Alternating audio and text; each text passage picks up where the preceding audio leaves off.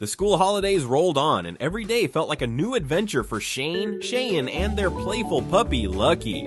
One morning, Cheyenne sat on the front steps of their little village home, polishing the wooden flute they had found in the forest. The flute shimmered faintly in the sunlight, as if it still held a bit of magic inside. "Play it again," said Shane, leaning on the fence.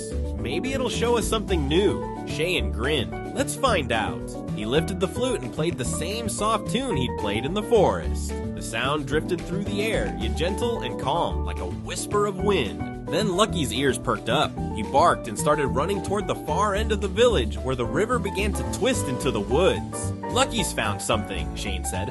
"Come on." And the brothers followed him, laughing and breathless, as the familiar river guided them through the trees. The flute's tune seemed to echo around them, and strangely it grew louder as they went deeper. "I think the music's leading us somewhere," said Cheyenne, clutching the flute tightly. "Maybe to whatever magic's left in it," replied Shane. The trail curved until they reached a wall of vines they'd never noticed before. Behind it, they could hear the faint sound of rushing water. Shane pushed the vines aside, and both boys gasped. Before them was a hidden waterfall, tumbling into a crystal-clear pool surrounded by bright moss and wildflowers. Sunlight streamed through the trees, making the mist sparkle like 1,000 tiny stars. "It's beautiful," Cheyenne whispered. Lucky barked and ran to the edge, splashing happily in the water. When at the top of the waterfall stood a huge ancient tree, its roots curling over the rocks like old hands. Carved into its bark were the same symbols they'd seen in the cave, the hills, and the forest archway. "This tree must be part of the same mystery," said Shane, stepping closer. The flute began to glow softly in Cheyenne's hands. Without thinking, he lifted it and played again. The gentle notes rose through the air, and suddenly, the carvings on the tree shimmered with golden light. A hollow opened in the trunk, and inside lay a small scroll wrapped in red ribbon. Shane took it carefully and unrolled it.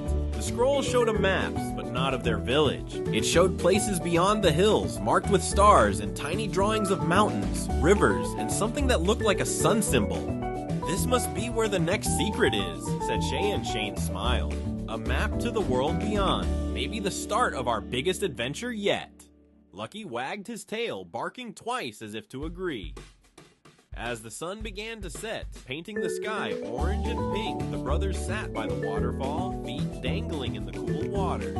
"Do you think the flute was left here for us?" Cheyenne asked softly. "Maybe," said Shane, watching the glowing water. "Or maybe it was waiting for anyone brave enough to follow its song." They stayed there until the fireflies began to dance, the waterfall singing softly in the fading light.